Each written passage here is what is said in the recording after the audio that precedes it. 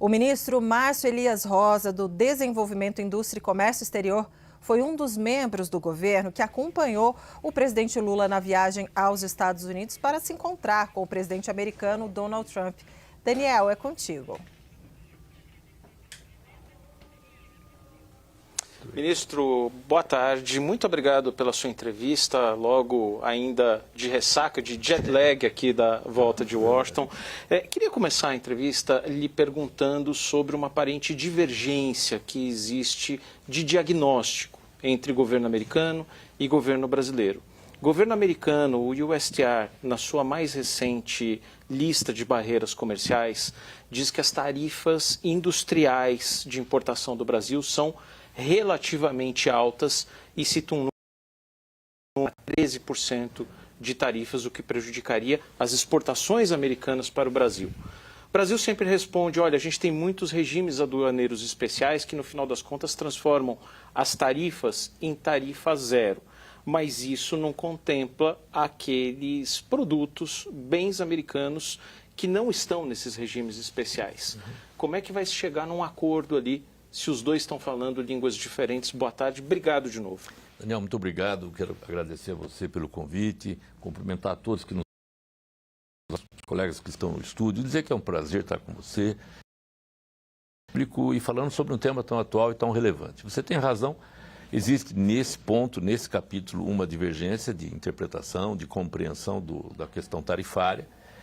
Nós não reconhecemos, vamos colocar assim, de que o Brasil pratica taxas ou tarifas com alíquotas excessivas, porque daquilo que é abstrato, daquilo que é nominal para aquilo que é real, há uma enorme distância, uma enorme diferença, mesmo para os bens e produtos que ainda não são importados e que podem ter origem nos Estados Unidos. Porque, você colocou bem, se nós pegarmos 100% da pauta importadora do Brasil, aquilo que nós importamos dos Estados Unidos da América, 74% não paga imposto, zero. Os demais podem pagar uma tarifa que vai de zero, em regra, de 0 a 25% em regra, não é? Mas 74% não paga. Grande parte paga 12%, ou às vezes 16%, o que vai permitir que nós façamos uma apuração da tarifa efetiva, em torno de 2,7%. Eles, ao contrário, nesse raciocínio como você coloca, excluindo todos os regimes, repetro, enfim, todos aqueles drawback, não é, em que o insumo é importado sem imposto para que depois possa o produto acabado ser exportado, eles excluindo todos os regimes especiais, chegam a uma tarifa de 12 pontos. Ontem, na reunião, a divergência era em torno também desse aspecto. Colocou de uma maneira muito clara, muito tranquila, e o presidente Trump também recebeu com muita tranquilidade, que temos a extinção da suspensão ou a extinção da seção 301, que deve acabar daqui a pouco, porque ela não se justifica pelos fundamentos que foram invocados. A questão do PIX, desmatamento, propriedade intelectual, preterição do comércio com os Estados Unidos, que na nossa avaliação não procede. Resta só a questão tarifária, né? Para que não venham de novo defender a aplicação de sobretarifas ou sobretaxas para o Brasil. É essa a divergência. Agora nós temos que dialogar, né, tanto do meu lado quanto do lado norte-americano, para que a gente busque uma convergência. Esse é o recado claro do presidente Lula. Ministro, quem está na escuta é o Yuri Pita, de São Paulo, e a Débora Bergamasco, de Brasília. Por favor, ministro, na escuta aqui de vocês. Muito obrigado, Daniel Rittner. Meu boa tarde a você e ao ministro Márcio Elias Rosa. Ministro, o senhor mencionou então que na sua percepção, né, e ontem o próprio presidente Lula falou, olha, Donald Trump não tocou no PIX, eu também não falei. Pelo que o senhor está nos dizendo, esta investigação comercial, todos aqueles temas que para nós brasileiros pareceu acessório ou até difícil de compreender, como por exemplo, menção à Rua 25 de Março, ao comércio de rua daqui de São Paulo, que o senhor conhece bem. Então isso parece, na sua avaliação, superado. E a questão das tarifas, quais que são ainda os pontos de sensibilidade na sua avaliação que para o interesse brasileiro ainda vão exigir um maior esforço nesses 30 dias? Yuri, que bom falar com você. O presidente Lula entregou para o presidente Trump uma lista de argumentos que reitera os nossos esclarecimentos em torno de todas as questões levantadas na sessão 301. Nós não abandonamos o esclarecimento em torno do PIX, das compras, da propriedade intelectual ou do desmatamento, enfim. Nós reiteramos todos aqueles argumentos. O que nós tratamos exclusivamente foi a questão das tarifas, né? Nós ainda não podemos dizer que foi superada a sessão 301, porque de fato não foi. Mas é claro, é óbvio que ela só foi aberta e só caminha para justificar eventualmente uma imposição de tarifas. Sobretudo depois, em fevereiro, que a Suprema Corte decidiu que aquela sobretarifa não era devida pelos Estados Unidos. Então, de nossa parte, nós não abandonamos, obviamente, o esclarecimento, nem elas foram ainda superadas, elas terão que ser superadas, mas o que remanesceu ali na discussão, na mesa, foi só a questão tarifária, porque eles levantaram esse ponto. Nós não debatemos PIX ou desmatamento, outras questões que a sessão 301 apresenta, porque eles estavam num nível muito elevado de discussão. Quando o presidente Trump introduziu a questão comercial, ele disse, vamos discutir a questão comercial, o único ponto levantado foi inicialmente esse das tarifas e a contraposição de entendimento. Foi esse o ponto. Ministro, Débora falando contigo aqui então novamente de Brasília. Boa tarde mais uma vez. Ministro, gostaria de entender como é que vai funcionar esse grupo de trabalho que foi anunciado pelo governo brasileiro entre a equipe americana e a equipe brasileira para discutir tarifas. E eu te pergunto isso porque eu sei que as duas equipes vêm discutindo há vários meses e sabemos também que a cada interação entre o presidente Lula diretamente com o presidente Donald Trump acaba dando um empurrãozinho e ajudando ali a desatar mais nós nessa negociação, mas que vocês estão tocando, mesmo que não seja no nível mais alto, mas os técnicos estão tocando. Houve vários meses, né, de discussão e agora deu-se esse prazo de 30 dias. Queria entender por que a história que não foi resolvida em tantos meses, ela seria resolvida em 30 dias e como é que vai funcionar na prática para que, de fato, daqui a 30 dias haja uma solução. Débora, eu acho que a gente pode esclarecer do seguinte modo. Nós vínhamos discutindo, e a equipe técnica, na verdade, eu pessoalmente não vinha participando, mas vínhamos discutindo as equipes técnicas em torno dos argumentos ou dos fundamentos da sessão 301, sobretudo. Aqueles pontos e os detalhes, a questão da 25 de março, como o Yuri levantou, a questão do INPI, o funcionamento da questão do desmatamento, a redução do desmatamento, que eram aqueles pontos levantados na sessão 301. E as equipes não divergiam, nós estávamos prestando esclarecimento. Isso é um procedimento que a USTR americana inicia e tem contraditório. Então abre consulta pública para o setor privado, chama o governo e nós ficávamos nesse diálogo. Mas concretamente, sem nenhum poder de decisão, essa equipe dialogava sobre redução de tarifas, que ao fim e ao cabo é o que eles estão pretendendo que nós façamos, não é? Quando eles dizem, olha, a sua tarifa é de 12%, eles embutem com isso, olha, reduzam as suas tarifas, não é? E esse poder de negociação, essas equipes não têm e não teriam, não é? E nem poderia ser. Ontem, ao contrário, o presidente Lula e o presidente Trump, todas as vezes em que eles dialogam diretamente ou por telefone, é incrível como avança um pouco mais o processo de negociação. Porque ambos têm poder de decisão e cá entre nós tem muito poder de convencimento. O presidente Lula foi muito claro. E ele, inclusive, na coletiva, ele disse, olha, o meu ministro e a contraparte deverão dialogar por até 30 dias para chegar a um consenso. Quem tiver que ceder, terá que ceder, não é? E é óbvio, o Brasil precisa estar aberto para o diálogo e, eventualmente, para concessões. Porque nos interessa, sob todos os aspectos, retomar o reequilíbrio nessa relação comercial com os Estados Unidos. É preciso lembrar que os Estados Unidos, eles foram, ao longo de todo o século passado, o principal parceiro comercial do Brasil. E nós exportamos para os Estados Unidos itens e bens manufaturados, não apenas commodities. Então, nos interessa também a exportação para os Estados Unidos. O reequilíbrio dessa balança que está desequilibrada desde que a tarifação começou, esse excesso de tarifas unilaterais, ela vem produzindo efeitos deletérios, ruins, né, negativos. No primeiro quadrimestre desse ano, as importações brasileiras oriundas dos Estados Unidos já recuaram 12,9%. Posso aproveitar, claro. Deixa, porque o senhor fala da necessidade, obviamente, de os dois lados fazerem e entregarem concessões nesse processo de negociação. Pleito histórico, já se pode dizer, dos Estados Unidos é em relação à tarifa de importação brasileira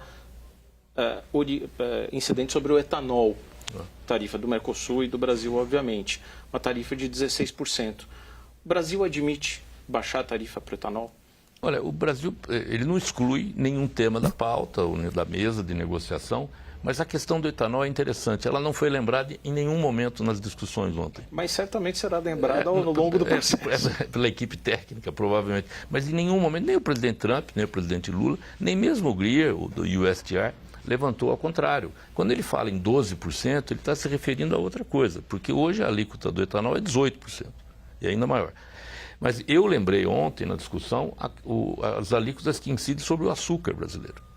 Nós temos uma majoração de $345 por tonelada que nós exportamos. Eu fiz questão de lembrar para indicar que há esse desequilíbrio e nós precisamos compreender o outro lado. Quer dizer, por que o Brasil pratica, às vezes, uma tarifa de 25% sobre determinado produto? Então, essa é uma troca possível, né, ministro? O Brasil faz uma concessão no etanol, os Estados Unidos fazem uma concessão no açúcar. Eu acho que não. Eu acho que isso não deve acontecer. Eu imagino que não deva acontecer, porque essa não é a prioridade.